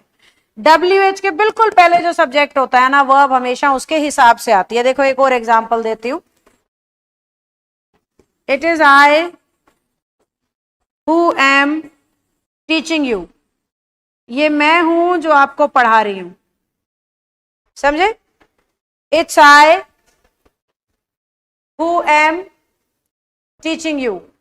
हाँ अरुण, पर देखो it is I who am, समझ रहे हो क्या सिखा रही हूं? हु के बिल्कुल पहले कौन दिख रहा है? आई, इसलिए एम लगा रही हूं। हु के बिल्कुल पहले कौन दिख रहा है? आई, इसीलिए क्या लगा रही हूं? एम लगा रही हूं। समझे? यही रूल सिखाया था। फटाफट बोलो, यहां तक की बात अपनी बन गई। चलो देखते हैं कौन पांचों क्वेश्चन ठीक करेगा। फटाफट करो। चलो अब मैं बताती हूं। देखो दिस इज द सेम, देखते ही याद आना चाहिए, मैम ने कहा था WH नहीं दैट। ये रूल आता रहता है एग्जाम्स में, ध्यान से याद करना इसको। फर्स्ट सुपरलेटिव डिग्री है, कहा था ना, ये भी WH नहीं दैट। मैनी आएगा तो भी WH नहीं दैट। ऑल की वजह से WH नहीं दैट। सेम की वजह से WH नहीं दैट। समझे? खूब आता है ये रूल एग्जाम्स में। तो इंपॉर्टेंट कहीं कुछ लिखते हो तो लिख लेना, है ना? ये सुपरलेटिव डिग्री वाला केस है, ये लो, ये और ट्राई कर लो, करो जल्दी। सुपरलेटिव सिखाया था ना अभी। चलो गुड, आप समझ गए बात को। यहां भी सुपरलेटिव है तो WH की जगह दैट आएगा। और देखो बॉय के हिसाब से वर्ब सिंगुलर। यहां भी सुपरलेटिव है तो WH की जगह दैट आएगा। समझे? Now tell me, is it clear to you all? ये देखो ये WH वाला केस है। एक सेंटेंस में दो WH एक साथ नहीं आते, बाद वाले को दैट बनाओ। सिखाया था ना अभी, सिखाया था ना अभी। चलो ये भी करके बताओ फटाफट से, जल्दी जल्दी करो, स्क्रीन से हट रही हूं मैं ताकि आपको क्वेश्चंस ठीक से दिखाई दें। चलो अब मैं बताती हूँ, ऑलमोस्ट आंसर्स आपने दे दिए हैं। देखो व्हाट वाज द रिप्लाई? विच की जगह दैट, क्योंकि दो WH एक साथ नहीं आते। हु इज हियर, हु की जगह दैट, क्योंकि दो WH एक साथ नहीं आते। व्हाट इज विच की जगह दैट। समझ गए? Who is the house, that already लगा है तो no error. What is his opinion about the work, that you have. ये ऐसे एरर हैं जो एग्जाम में नजरों से चूक जाते हैं, बहुत आसान होते हैं पर नजर नहीं पड़ती। ओनली के केस में भी वर्ब सिंगुलर हो जाती है। ये बातें पता होती हैं बच्चों को, इसलिए हम ये लो, बाकी आप खुद से पढ़ लेना और प्रैक्टिस कर लेना, ठीक है? आओ आज हमारा प्रोनाउन का लास्ट टाइप डिस्कस हमने करना है। प्रोनाउन कंप्लीट हो जाएंगे और आखिरी टाइप हम क्या डिस्कस कर रहे हैं? Personal pronoun. तो क्या आप सब तैयार हैं? आओ पर्सनल प्रोनाउन शुरू करते हैं। सब यस मैम लिख दो अगर तैयार हो तो। पर्सनल का मतलब होता है निजी या व्यक्तिगत। तो ऐसे शब्द जिन्हें हम नाउन्स के लिए पर्सनली इस्तेमाल करते हैं, इंग्लिश उन्हें पर्सनल प्रोनाउन कहती है। जैसे नेहा अपने लिए पर्सनल प्रोनाउन शी को यूज करेगी, रोहन अपने लिए पर्सनल प्रोनाउन ही को यूज करेगा। पेन का पर्सनल लेना है तो इट यूज किया जाएगा। नेहा नहीं चाहेगी कि उसे ही कहा जाए, रोहन नहीं चाहेगा कि उसे शी कहा जाए। तो ये इनके पर्सनल हैं, दूसरा इनका यूज नहीं कर सकता, इसलिए इसका नाम क्या रख रखा है? Personal pronoun. अब बात ये आती है कि पेपर में कैसे आएगा। एग्जाम के लिए आपको पर्सनल प्रोनाउन की ये टेबल अपने दिमाग में रखनी है।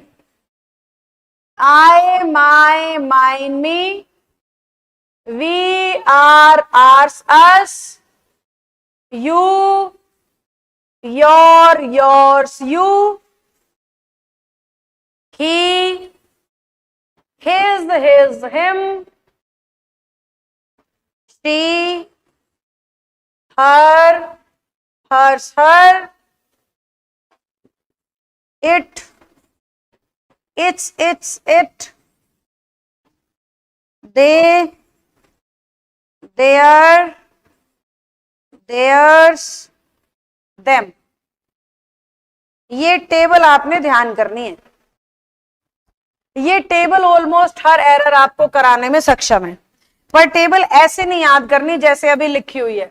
आपको ऐसे याद करना है कि ये वाला जो कॉलम है ना, इसे सब्जेक्टिव केस में माना गया है। सब्जेक्टिव, क्योंकि ये हमेशा सब्जेक्ट की जगह आते हैं। इसे ऑब्जेक्टिव केस में माना गया है क्योंकि ये हमेशा ऑब्जेक्ट की जगह आते हैं। इस वाले रो को पोजेसिव एडजेक्टिव कहा गया है और इसे पोजेसिव प्रोनाउन कहा गया है। प्रोनाउन वो हैं जो नाउन की जगह पे आए, एडजेक्टिव वो हैं जो नाउन या प्रोनाउन की विशेषता बताएं। एडजेक्टिव वो हैं जो नाउन या प्रोनाउन को मॉडिफाई करें, नाउन या प्रोनाउन में कुछ ऐड करें। समझे? तो हमें इस कॉलम को क्या मानना है? सब्जेक्ट। सब लिखो, I, we, you, they subject, me, us, you, him, her object, my, our, your possessive adjective, mine, ours, yours, his, hers possessive pronoun. अभी टेबल से मिलवा रही हूं, फिर बताऊंगी पेपर में कैसे काम आएगी ये टेबल। दूसरी बात आपको ये याद रखनी है, इन्हें फर्स्ट पर्सन कहते हैं, इसे सेकंड, और इन सबको या किसी के भी नाम को थर्ड पर्सन। तो ये पहली वाली दोनों रो फर्स्ट पर्सन यानी बोलने वाले, दूसरी वाली रो सेकंड पर्सन यानी सुनने वाले, जिसके बारे में बात करते हो उसे कहते हैं थर्ड पर्सन। समझे? टेबल का बस इतना ही आपको पता होना चाहिए, पर्सन और नंबर, पर्सन और केस। नंबर बच्चों को पता होता है कि आई सिंगुलर है, वी प्लूरल है, यू सिंगुलर प्लूरल दोनों है, ही, शी, इट सिंगुलर है, और ही, शी, इट तीनों का प्लूरल दे है। ही, शी, इट तीनों का प्लूरल दे है। यहीं से पढ़ाना शुरू कर देती हूँ। सबसे पहला रूल यही ध्यान कर लो कि ही का, शी का या इट का अगर प्लूरल करना है आपको तो वो शब्द क्या माना जाता है? दे। कैसे मैम? एक लड़के की बात कर रहे हो तो ही कहो, बहुत सारे लड़के दिखाने हैं तो दे कहो। ठीक है? एक लड़की की बात कर रहे हो तो इट कहो, एक लड़की की बात कर रहे हो तो इट, बहुत सारी लड़कियों की बात कर रहे हो तो दे। ऐसे ही एक पेन की बात कर रहे हो तो इट, बहुत सारे पेन्स की बात कर रहे हो तो दे। ये बातें हैं, मतलब रूल तो ये है, पर इस तरीके से वो आपको कंफ्यूज करता है। एक बर्ड की बात कर रहे हो तो इट, और बहुत सारे बर्ड्स की बात कर रहे हो तो दे। एक घोड़े की बात कर रहे हो तो इट, और बहुत सारे घोड़ों की बात कर रहे हो तो दे। एक टीचर की बात कर रहे हो तो इट, बहुत सारे टीचर्स की बात कर रहे हो तो दे। समझ रहे हो बेटा? इस एक रूल के अंदर बड़े सारे रूल छुपे हुए हैं, ध्यान से देखो। यहां तक तो हमें पता होता है एक लड़का ही दे, बड़ी सारी लड़कियां दे ही, ओ सॉरी इतनी शी, मैं भी नींद में हूं। शी, एक लड़की शी और बहुत सारी लड़कियां दे। समझे? अब बर्ड यानी नो, जितने भी बर्ड्स या एनिमल्स हैं, जितने भी पक्षी जीव जंतु हैं, सबको इट माना गया है इंग्लिश में, तो उनका प्लूरल क्या बनता है? दे। जितने भी कॉमन जेंडर हैं, जितने भी कॉमन जेंडर, जिन्हें देख के जेंडर का पता ना लगे, उन्हें भी इट लेते हैं उनका पर्सनल प्रोनाउन, और ज्यादा होने पर दे। समझे? अब हमने ये सीखा है नॉन लिविंग के लिए इट लगता है और दे लिविंग के लिए लगता है, तो मैं ये भ्रम मिटा रही हूं, दे नॉन लिविंग के लिए भी लगता है और इट लिविंग के लिए भी लगता है। देखो, समझ रहे हो? तो ये रूल एक है, लेकिन इसके कई सारे पहलू हैं जहां पे वो आपको फंसा सकता है। जल्दी बताओ, पहला रूल क्लियर हुआ कि नहीं हुआ? Good. Now move two point number 2। Point number 2 कहता है कि इंग्लिश की किसी भी लाइन में अगर लेट दिखे, बट दिखे, बिटवीन दिखे, एक्सेप्ट दिखे, लाइक दिखे, डिसलाइक दिखे, तो इन सब के बिल्कुल साथ हमेशा ऑब्जेक्ट आता है। इन सब के बिल्कुल साथ हमेशा ऑब्जेक्टिव केस आता है। जैसे कि हमेशा आपने सुना होगा, let me help you. Pronoun table ही तो बताएगा ऑब्जेक्ट क्या होता है। टेबल का इतना ही रोल होता है बस कि आपको ऑब्जेक्टिव, सब्जेक्टिव, पोजेसिव पहचानना आ जाए। तो इंग्लिश कहेगी लेट मी। अगर वो लिखेंगे ना लेट आई, लेट माई, सब गलत है, लेट मी। समझे? There is no secret between you and me कहते हैं। अगर एग्जामिनर लिखेगा ना यू एंड आई, तो गलत है। क्या होना चाहिए? यू एंड मी। अब जैसे ये शब्द हमेशा ऑब्जेक्ट लेते हैं ना, बिल्कुल ऐसे ही इंग्लिश में जितनी भी प्रेपोजिशंस हैं, जितनी भी, सब अपने साथ ऑब्जेक्टिव केस लेती हैं। At, in, on, by, with in, कोई सी भी। जैसे मैंने कहा he is laughing at me, him, her, them, यही सुना होगा आपने। कभी ऐसा नहीं सुना होगा he is laughing at I, he is laughing at you. हमेशा आपने ऑब्जेक्टिव केस देखा होगा। तो प्रेपोजिशंस भी हमेशा अपने साथ ऑब्जेक्टिव केस लेती हैं। और ये सारे के सारे शब्द जो आप यूं नहीं कहते बच्चे, I like you, I like her, I like him. कभी सुना है I like she, I like he? हमेशा क्या बोलते हैं? I like him, I like her. तो आपको पता तो है, मैं रीजन बता रही हूं ऐसा क्यों है, क्योंकि ये सारे वर्ड्स ऑब्जेक्टिव केस के साथ चलते हैं। प्रेपोजिशंस ऑब्जेक्टिव केस के साथ चलती हैं हमेशा। कि अगर आपको इंग्लिश की लाइन में ये देखो, ही, शी और इट का प्लूरल दे होता है, बस कॉन्सेप्ट तो इतना ही है। इसमें उलझन वाली बातें थी 2-3, वो सुन लो ध्यान से। कि सारे पक्षी, सारे जानवर इंग्लिश ने इट मान रखे हैं।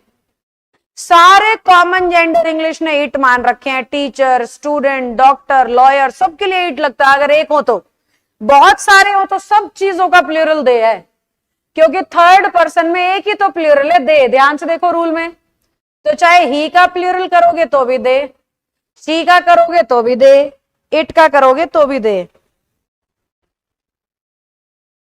इंग्लिश में जहां भी मेन वर्ब यूज करोगे, मेन वर्ब अगर नहीं समझते हो तो एक्शन को मेन वर्ब कहते हैं। पढ़ाना, खाना, उछलना, कूदना, जिनके भी लास्ट में ना आता है मेन वर्ब कहते हैं। हु और हुम बता दूंगी बेटा, आप तो ये एक बार ये बता दो, नहीं तो कंफ्यूजन हो जाएगी। तो मेन वर्ब जहां भी आएगी अपने साथ ऑब्जेक्ट लेंगे, लेकिन अगर हेल्पिंग वर्ब इंग्लिश की लाइन में होती है तो वो अपने साथ सब्जेक्टिव केस लेना पसंद करती है। अगर हेल्पिंग वर्ब अपने साथ है तो वो सब्जेक्टिव केस लेता है, मेन वर्ब हो तो वो ऑब्जेक्टिव केस लेता है। हाँ वही आएगी रंजिता, वही आएंगे बेटा। कैसे? देखो, मैंने कहा ही टीचेस अस। अब टीच यानी पढ़ाना, लास्ट में ना आ गया यानी ये मेन वर्ब है। मेन वर्ब है इसीलिए अस आया है ऑब्जेक्टिव केस। अब अगर हेल्पिंग वर्ब आएगी तो हेल्पिंग वर्ब होगी इट इज आई। ये जो हेल्पिंग वर्ब है इसके बाद लिख रही हूं, ये सब्जेक्टिव केस आ रहा है आई। अगर यहां इस की जगह मेन वर्ब आ जाए तो ऑब्जेक्टिव केस आ जाएगा, देखो आई की बजाय me, it makes me happy, it makes me happy. हाँ जी, सीधा सीधा याद कर लो, मेन वर्ब का मतलब है एक्शन, एक्शन यानी जो काम का होना दिखाए।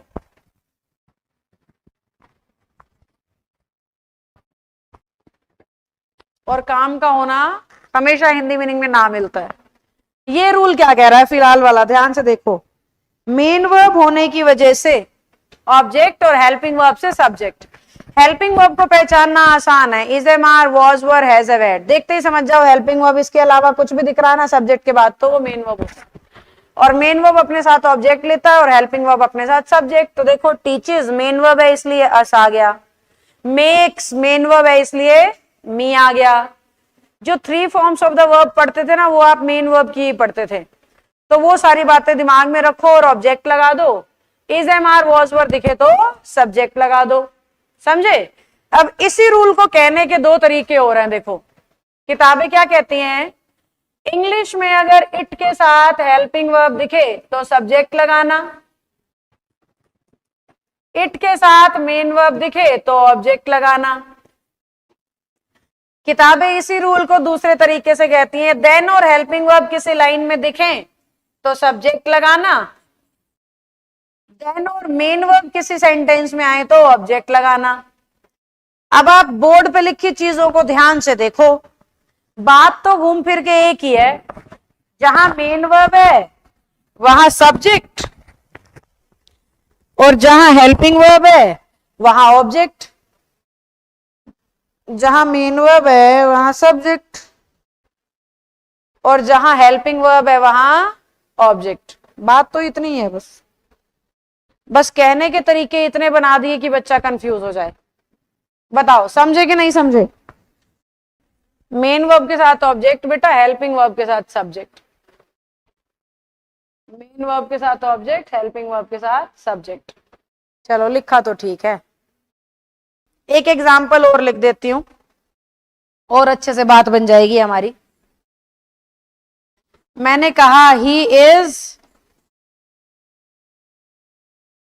बेटर देन मी, आप में से कोई गलती बता सकता है, आप में से कोई गलती बता सकता है।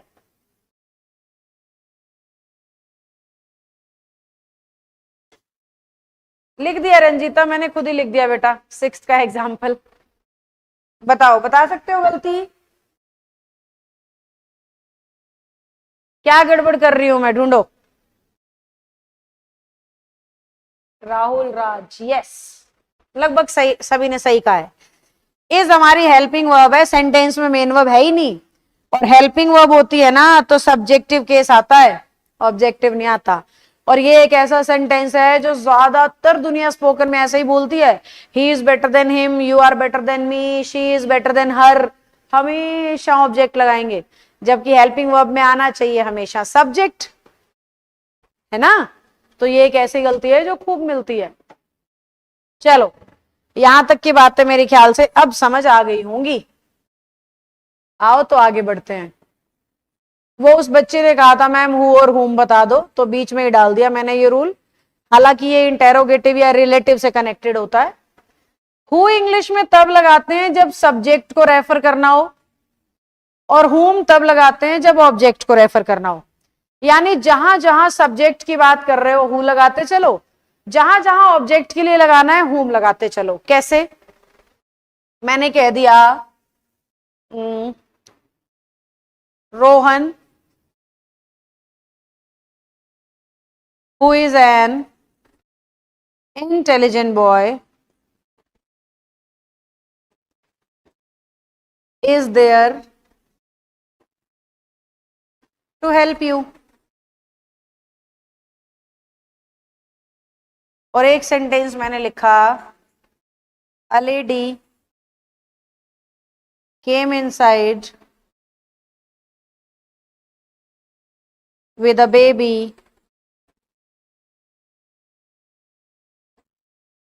who had just swallowed a coin. Who had just swallowed a coin. एक बार दोनों सेंटेंसेस को सभी बच्चे पढ़ें और जो बात मैं दिखाना चाह रही हूं उसको ध्यान से देखें। यहां हमारे सेंटेंस का सब्जेक्ट है रोहन, और जब सब्जेक्ट के लिए लगता है तो हु लगता है। ठीक है, यही लिखा था मैंने ऊपर। यहां लेडी है सब्जेक्ट और बेबी है object. A lady came inside with a baby. एक औरत एक छोटे बच्चे के साथ अंदर आई जिसने अभी अभी सिक्का निगल लिया था। तो अब सिक्का आप बताओ, लेडी ने निगला के बेबी ने? सिक्का निगलने वाला कौन है, लेडी या बेबी? सोचो किसने निगला होगा सिक्का। मैं अपने छोटे बच्चे के साथ डॉक्टर के पास गई और मैं बोल रही हूं भाई सिक्का निगल लिया अभी अभी, तो डॉक्टर क्या समझेगा, मैंने कि बच्चे ने? लेडी बच्चे के साथ अंदर आई तो सिक्का किसने निगला, लेडी ने या बच्चे ने? अंडरस्टूड है ना, बच्चे ने। और बच्चा कौन है, सेंटेंस का ऑब्जेक्ट, यानी आगे बात बच्चे की चल रही है। अब बात बच्चे की चल रही है तो हु तो सब्जेक्ट के लिए आता है, क्या लगाओ, हुम लगाओ। बस इतना सा करना है बेटा, हु और हुम का। जो भी बच्चा पूछ रहा था, नाम मुझे याद नहीं है। तो ऊपर कौन की बात हो रही है इसलिए हु, नीचे बेबी की बात हो रही है इसलिए हुम। अब इसी सेंटेंस को मैं बोलूं, a lady came inside with a baby who was very tall and beautiful. Who was very tall and beautiful। अब टॉल भी और ब्यूटीफुल भी तो ज्यादा इशारा हो रहा है लेडी की तरफ, इसलिए हु होना चाहिए।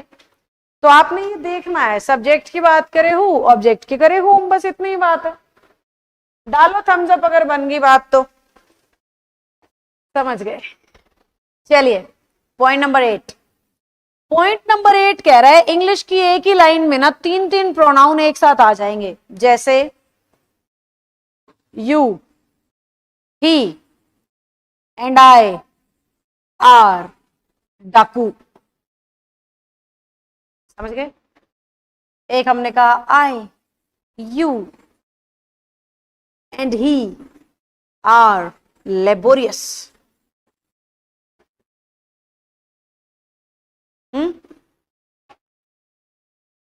ये आर से चिपक गया था, U E R O, laborious होने से लिखा गया। चलो एक ही बात है, कोई बात नहीं, उधर से अपने को मतलब ही नहीं, इधर से मतलब है। तीसरा मैंने बना दिया we, you and they are happy. पहली चीज जो आपको ध्यान करनी है, पर्सन अलग अलग है। देखो 3 प्रोनाउन है और तीनों के पर्सन बिल्कुल अलग अलग है। अगर आप ध्यान दे रहे हो तो तीनों के पर्सन बिल्कुल अलग अलग हैं, अगर आप ध्यान दे रहे हो तो, है ना। अब रूल क्या कह रहा है, ध्यान से देखना। रूल कह रहा है 3 प्रोनाउन एक साथ आए और अगर वो तीनों के तीनों सिंगुलर हो। ध्यान से देखो, you he I singular, I you he singular, जबकि we you they plural. I singular होता है, यू दोनों का काम करता है सिंगुलर प्लूरल, और ही सिंगुलर होता है। तो ये केस कब लग रहा है, जब 3 प्रोनाउन है और तीनों कैसे हैं, सिंगुलर। तो आपने ये चेक करना है तीनों मिलके अच्छी बात कर रहे हैं या बुरी, तीनों मिलके कुछ अच्छा काम कर रहे हैं या बुरा। अगर बुरा काम करते हैं ना तो सीक्वेंस आता है 1 2 3, और अच्छा काम करते हैं तो सीक्वेंस आता है 2 3 1। 1 2 3 से यहां हमारा मतलब है first person, second person, third person, और 2 3 1 से हमारा मतलब है second person, third person, first person.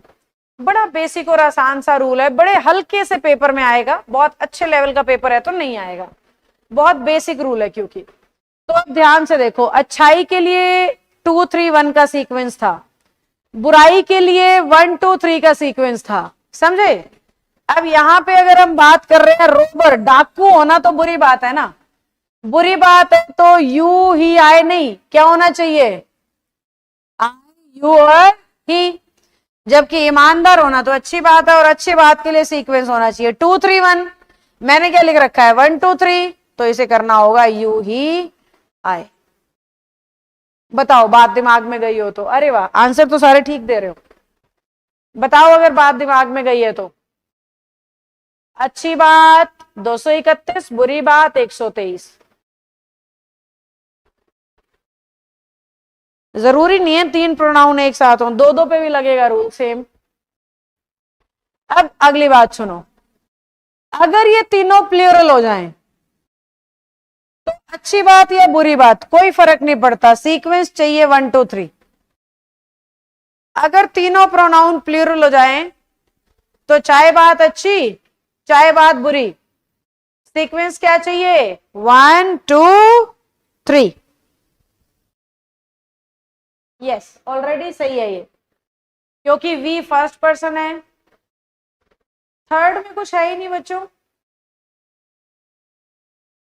Third no error है, क्योंकि वी यू और दे तीनों प्लूरल हैं, और प्लूरल के केस में एक ही सीक्वेंस है 1 2 3, चाहे बात अच्छी चाहे बात बुरी, हमेशा एक ही सीक्वेंस होगा 1 2 3। बाय टाटा, खुश रहना।